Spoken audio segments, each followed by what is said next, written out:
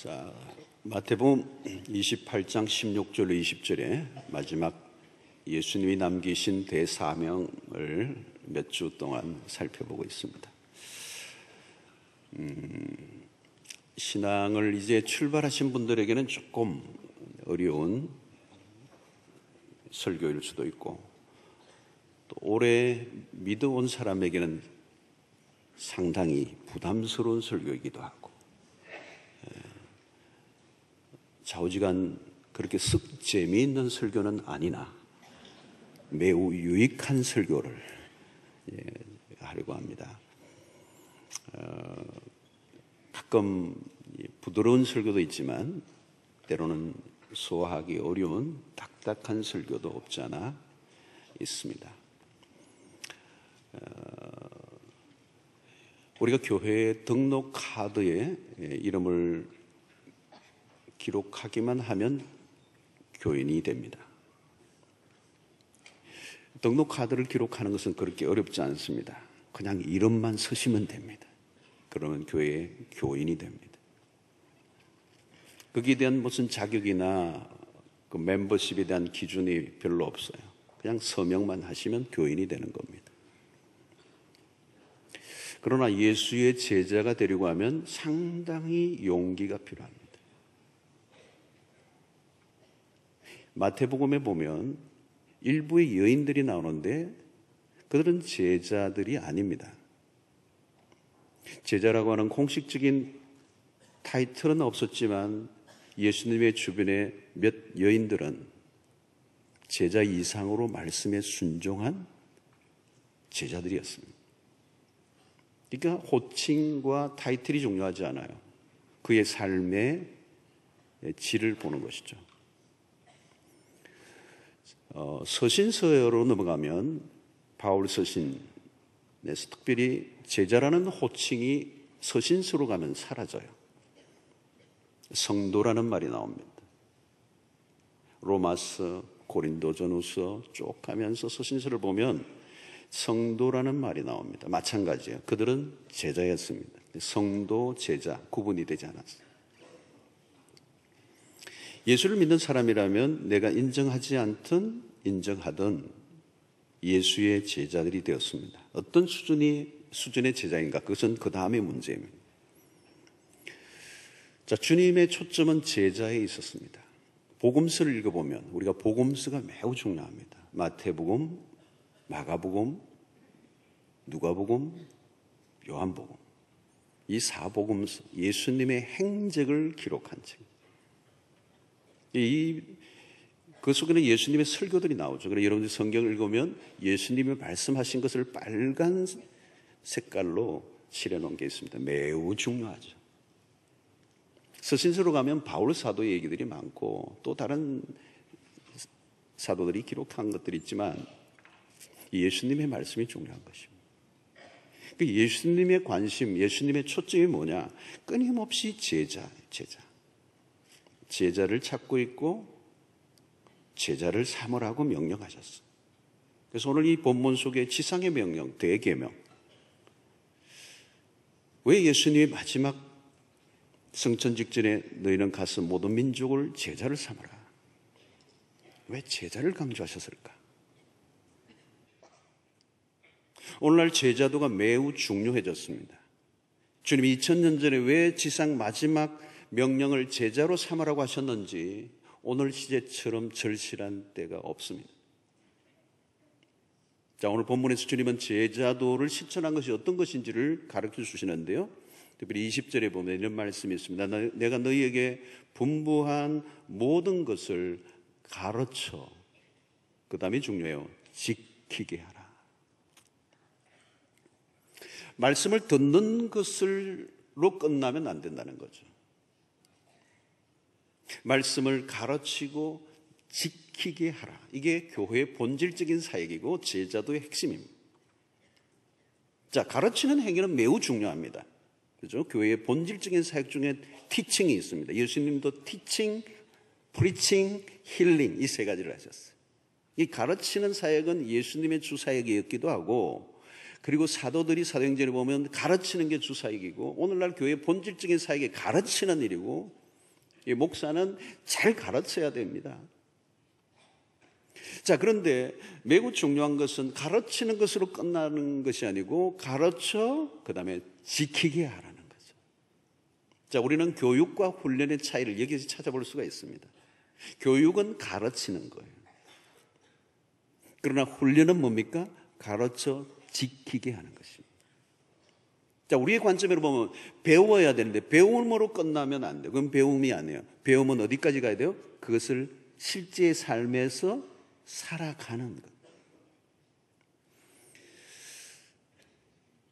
자, 여러분, 오늘 우리가 가르침의 목표는 그대로 살도록 하는 것이고 이것이 제자도의 핵심에서 매우 중요한 것입니다. 가르쳐 지키게 하라. 자, 마태복음 7장 21절 말씀을 한번 보십시다. 나더러 주여 주여 하는 자마다 다 천국에 들어갈 것이 아니요 다만 하늘에 계신 내 아버지의 뜻대로 행하는 자라야 들어가리라. 자, 여러분, 이 본문이 오늘 우리 시대에 매우 중요한 구절입니다. 여러분, 천국에는 가야 되잖아요. 이게 얼마나 중요한 겁니까? 얼마나 우리의 모든 게 달려 있습니까? 근데 나더러 주여 주여 하는 자마다 다 천국에 들어갈 것이 아니라. 이게 주여 삼창한다고 천국 갈 수가 없어요. 오늘 예배 자리에 와서 찬송을 부르고 사절을 부르고 후렴을 몇 번 부른다고 천국 가는 게 아니라는 거예요. 중요한 건 뭘까요? 내 아버지의 뜻대로 행하는 자라는 거죠. 자, 우리가 스스로 속지 않아야 돼요. 산상수훈의 말씀들. 자, 이 말씀은 산상수훈을 거의 끝내면서 지금 하신 말씀인데 마지막 결론을 예수님이 이렇게 얘기하세요. 7장 24절로 27절. 예수님이 설교를 하시고 난 다음에 마지막 결론이 이거예요. 결론. 설교를 다 하시고 앞부분에 설교를 하시고 난 다음에 결론을 얘기해요. 그러므로 이제 결론을 내시는 거예요. 설교의 결론이 뭐냐? 누구든지 나의 이 말을 듣고 그다음에 뭡니까? 행하는 자는. 이 마태복음의 일관된 가르침입니다. 행하는 거예요. 행하는 자는. 자, 여러분, 이런 게 중요한 것입니다. 누구든지 나의 이 말을 듣고 기뻐하는 자는 그게 아니에요. 나의 이 말을 듣고 감동하는 자는 그게 아니에요. 나의 이 말을 듣고 막 박수를 치는 자를 얘기하는 게 아니에요. 나의 이 말을 듣고 열심히 메모하는 자를 말하는 게 아니에요. 이 말을 듣고 행하는 자. 그 집을 반석 위에 지은 지혜로운 사람 같으리니 비가 내리고 창수가 나고 바람이 불어 그 집에 부딪히되 무너지지 아니하니. 자, 여러분, 우리의 삶에는 반드시 비가 오고 창수가 나고 바람이 불고 별별 일이 다 일어나요. 우리의 삶에 환난과 풍파와 시험과 유혹이 막 닥쳐오는데 전혀 무너지지 않고 견고하게 서 있는 사람은 누구냐? 이 말을 듣고 행한 사람은 지혜로운 사람 같으니 반석 위에 집을 지은 사람과 같다는 거예요. 그러니까 그리스도의 제자로 세워져 가는 것은 뭐냐? 이 말을 듣고 행하는 자라는 거예요. 행하는 자. 듣고 감동받은 자가 아니고, 듣고 암송하는 자가 아니고, 듣고 그냥 그걸 가지고 아멘하는 자가 아니고, 듣고 행하는 자라는 거예요. 행하는 자. 승부는 여기에 나 있어요. 그리고 뭐라고 말합니까? 그 뒤에 나의 이 말을 듣고 행하지 아니하는 자는 그 집을 모래 위에 지은 어리석은 사람 같으리니 비가 내리고 향수가 나고 바람이 불어 그 집에 부딪히며 무너져 그 무너짐이 심하니라. 듣고 행하지 않으면 그냥 모래 위에 집이라는 겁니다. 모래 위에 지었으니까 어때요? 파도가 한번 오면 없어져 버리는 겁니다. 한 방에 없어져 버리는 겁니다. 집이 있는 줄 알았는데 없는 거예요. 10년, 20년 다녀도 아무것도 아니라는 거예요. 아무것도 아니라는 거예요. 바람이 불고 창수가 나고 비가 내리면 휙 사라집니다. 자, 여러분, 오늘 누가 제자의 삶을 살 수 있느냐?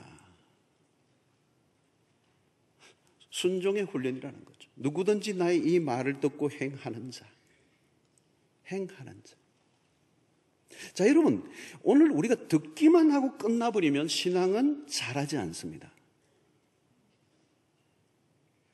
듣고 감동만 받고 끝나면 감동으로 끝나는 겁니다. 이건 뭐냐면 듣고 끝나버리는 것은 행하지 않는다면 설교라는 서비스를 받고 음악을 즐기듯 감상하고 끝나는 것과 똑같아요. 좋은 음악을 듣잖아요. 듣고 좋아요. 오, 이 음악 마음에 들어. 인조이. 끝이에요. 왜 설교를 듣고 왜 성경 공부를 하고 왜 교회에서 훈련을 받고 모든 것은 딱 하나요. 순종의 훈련입니다. 아는 것은 많은데 순종하지 않으면 똑똑한 신자는 되겠지만 주님의 제자는 될 수가 없습니다. 더 많이 알기 위해서가 아니라 더 많이 순종하기 위해서. 우리 교회 제자 훈련도 마찬가지입니다. 더 많은 고도의 지식을 얻기 위해서 훈련하면 소용없는 거예요. 똑똑한 신자를 만드는 게 목표가 아니고 예수의 길을 가게 하는 제자를 만드는 것. 그것은 뭐예요? 하나님의 말씀에 대해서 순종을 옮기는. 이게 어려운 거란 말이죠. 이게 어려운 거예요.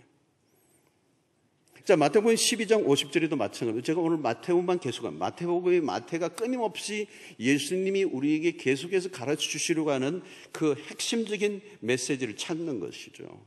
12장 50절에 그러니까 누구든지 하늘에 계신 내 아버지의 뜻대로 하는 자가 내 형제요 자매요 어머니라 하시더라. 예수 공동체가 뭐냐? 예수의 공동체라는 것은 예수의 사람들이 모였는데 중요한 것은 내 아버지의 뜻대로 행하는 자들이라는 거예요. 예수의 가족의 기준은 뭐냐? 하나님의 뜻대로 행하는 순종하는 삶. 예수님이 말씀하셨죠. 산상수훈의 마태복음 앞부분에 5장과 6장과 7장의 주옥 같은 산상수훈. 인도의 간디는 이 산상수훈에 아주 매력에 빠져서 그의 인생의 지침이 됐죠. 기독교인은 아니지만 산상수훈의 매력에 빠진 거예요. 누가 오른밤을 치면 왼편도 돌려대라. 제자의 삶을 말하는 거예요. 제자도의 삶이에요. 한번 실험해 볼까요? 이거 어려운 거예요, 여러분. 어려운 거예요. 속옷을 가지고자 하면 그것까지, 오리를 가자면 심리까지 가라. 원수를 사랑하라. 박해하는 자를 위하여 기도하라. 보물을 땅에 쌓아두지 마라. 좁은 길을 가라. 레디컬한 겁니다. 굉장히 급진적인 겁니다. 말씀에 순종한다는 게 쉬운 게 아니죠. 그러니까 제자도의 길을 걸어간다는 것은 쉬운 것은 아닙니다. 그럼에도 불구하고 우리가 제자라고 한다면 그 말씀을 순종하려고 애를 쓰는 거죠. 주님도 우리에게 말씀을 주실 때는 다 못 지킬 것을 아세요. 우리가 완벽하게 온전하게 그 말씀을 다 순종할 수 있는 사람은 없습니다. 중요한 것은 뭘까요? 그 말씀대로 살아가려고 애를 쓰는 거죠. 그리고 우리의 힘만으로 되는 것이 아니라 성령의 도우심이 필요한 것입니다. 여러분, 말씀에 그 순종하는 그 과정을 살아가다 보니까 어느 날 내가 뭐예요? 그리스도의 제자의 삶을 사는 것입니다. 그리고 그리스도의 제자의 삶을 살게 되니까 나도 모르게 내 삶을 보고 다른 사람이 당신을 보니까 나도 그렇게 살고 싶다라고 해서 따라오는 사람들이 있게 되는 것입니다. 그러면 그것이 제자도의 길을 걷는 것입니다. 자, 여러분, 교회 안에서 중요한 작업은 무엇입니까? 내가 우선 제자가 되어야 되고 그리고 제자를 삼는 과정을 경험해 가야 합니다. 잘 짜여진 제자훈련 프로그램에 참여하라는 말이 아닙니다. 그런 것도 포함되겠지만 우리의 신앙의 전 영역이 제자가 되기 위한 훈련의 과정입니다. 자, 여러분, 우리가 그 말씀을 듣고 행하게 하기 위한 어떤 환경이 없으면 말씀은 일종의 정보 전달로 끝나는 겁니다. 그러면 지식만 쌓이고 정보만 쌓이는 것이지 내가 좋은 신자가 되는 게 아니에요. 좋은 설교를 듣는다고 좋은 신자가 되려는 법이 없어요. 어떤 사람은 좋은 설교를 듣고 있기 때문에 자기는 좋은 신자가 되었다고 생각하는 사람도 있으면 아니죠. 이 설교가 완성되려고 하면 어디로 가야 돼요? 그 말씀을 듣고 순종하는 단계까지 가야 그 말씀이 완성되는 거예요. 그렇지 않으면 그냥 듣고 끝나버린다면 지적 즐거움으로 끝나는 것입니다. 좋은 말씀이네. 고개 끄덕끄덕하고 끝나버리면 아무것도 아니라는 거예요. 설교를 듣고 난 다음에 그것을 순종을 어떻게 할 것인지를 점검받고 확인하는 과정이 있어야 된다. 여러분, 주님이 이 일을 하셨어요. 주님은 얼마나 위대하신 분인데도 불구하고 12명을 데리고 다니시면서 3년 동안 공생에 함께 합숙하시면서 동거동락하시면서 하나님의 말씀을 가르치시고 조곤조곤 해석해 주시고 그 삶을 삶으로 보여드리면서 이 제자 훈련이 일어나면서 그 말씀이 심화되고 육화되고 그 말씀이 그들의 삶에 익어지도록 이끌어 주셨다. 인격 대 인격이 마주치는 현장이 없으면 안 된다는 거예요. 우리 교회는 뭐예요? 소그룹인 사랑방입니다. 지난 주간에 설교를 가지고 사랑방에 모여서 그 말씀의 적용 여부를 함께 나누면서 이 말씀을 적용해보려고 하니까 너무너무 힘들었다. 원수를 사랑하라는 설교를 듣는 이 말씀을 실제로 해보니까 너무 어렵더라. 실패했던 얘기들, 성공했던 얘기들, 그 말씀이 내가 순종해 못 되니까 그것이 얼마나 내 삶의 축복이었는가를 함께 나누는 이 과정들.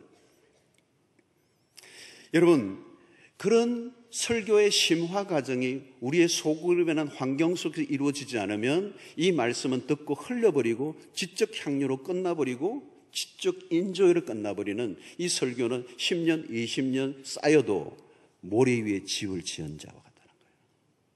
여러분, 얼마나 심각한 것입니까? 태권도 동작이나 수영에 10년, 20년이면 도사가 되는데 왜 그거예요? 훈련과 교육의 차이라는 것이죠. 여러분, 제자가 제자를 낳아야 합니다. 예수님이 말씀하신 것은 가서 제자를 삼으라. 너희가 이제 제자 되었기 때문에 너희들이 해야 될 일은 또 다른 제자를 낳아야 된다는 것. 이것은 영적 번신력을 얘기하는 것입니다. 참된 제자는 정식을 하게 되어 있어요. 아버지와 아들과 성령의 이름으로 세례를 베풀기 위해서는 전도해야 합니다. 누구를 제자로 삼을 것인가? 나가서 전도해야 되죠. 데리고 와서 복음을 전해야 합니다. 자, 오늘날은 교회 안에도 불신자들이 있어요. 그냥 명목상의 그리스도인이지 아직 예수 그리스도를 영접한 경험이 없는, 복음을 정확하게 이해하고 그리스도가 누구인지를 자신의 삶에 영접한 경험이 없는 사람들은 불신자, 난크리스찬이란 말이에요. 교회 안에 있는 전도 대상자들. 그런 분들에게 믿음을 먼저 끌어왔고 신앙생활 하는 분들이 그분들을 만나서 복음을 전하고 예수 그리스도 안에서 자라가도록 도와주는 이 일들이 있어야 된다는 거예요. 아직 확신이 없는 사람을 만난다면 복음을 분명하게 알려주고 확신을 갖게 해주는 거예요. 확신을 가진 사람은 거기에서 머물러 있지 않게 하고 계속해서 영적으로 성장할 수 있도록 그를 도와줘야 된다는 거예요. 복음을 구체적으로 증거하는 훈련들을 우리 모두가 받아야 돼요. 우리 교회에 그런 과정들이 얼마든지 있습니다.